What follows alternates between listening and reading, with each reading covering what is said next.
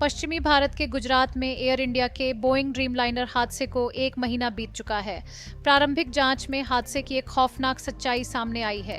अहमदाबाद हवाई अड्डे से लंदन के लिए विमान की उड़ान भरने के कुछ ही मिनटों बाद विमान के ईंधन नियंत्रण स्विच अचानक कट ऑफ की स्थिति में आ गए थे, जिससे इंजनों को ईंधन की आपूर्ति रुक गई और पूरी तरह से पावर लॉस हो गया।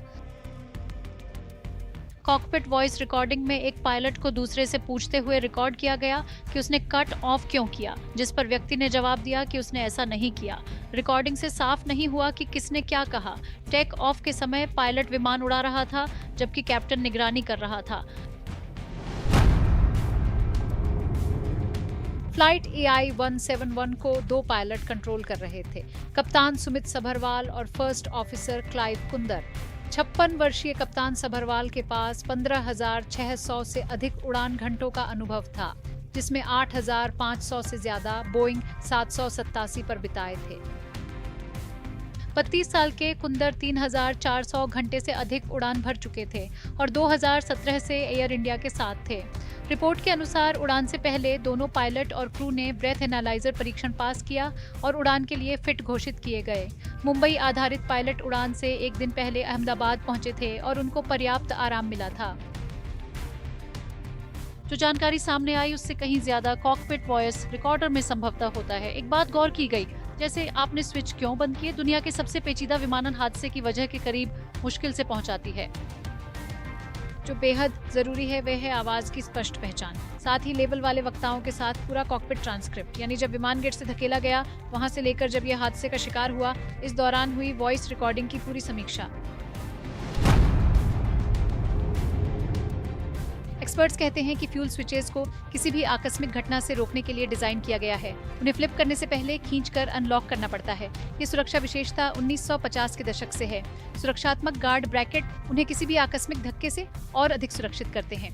कॉकपिट ऑडियो के उपलब्ध थोड़े से हिस्से से कोई संकेत या चर्चा नहीं है जो यह सुझाव दे कि फ्यूल स्विचेस गलती से चुने गए थे।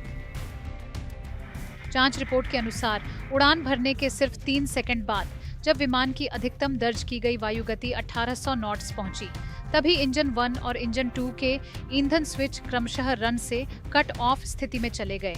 एक दूसरे के बाद सिर्फ 1 सेकंड के अंतर से फिर दोनों इंजनों के स्विच को वापस रन की स्थिति में लाया गया। यह दर्शाता है कि पायलटों ने स्थिति को काबू करने की कोशिश की।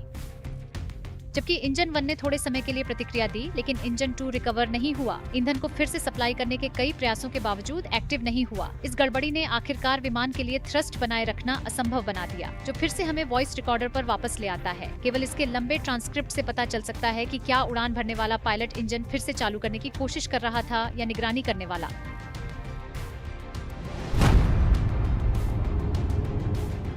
जांच रिपोर्ट में एक और महत्वपूर्ण खोज हो रही है जो चिंता बढ़ा रही है।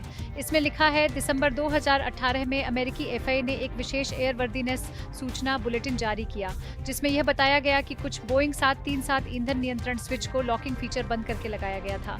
वही स्विच डिजाइन उस बोइंग 7878 विमान में इस्तेमाल किया गया था जो हादसे का शिकार हुआ।